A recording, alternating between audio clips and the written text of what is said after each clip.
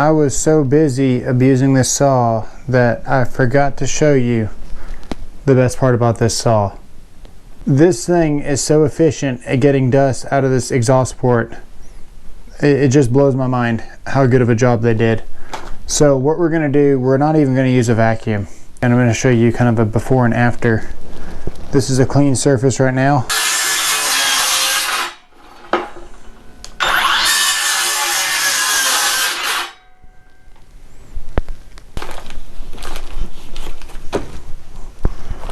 You can see all the dust that we collected there and some of that.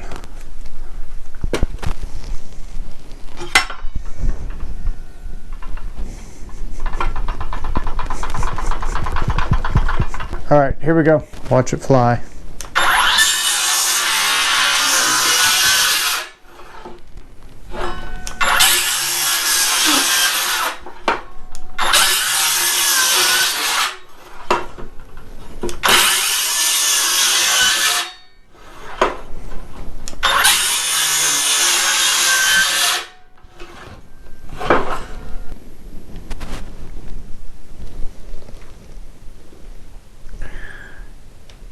Yeah, let me know what you thought in the comments below.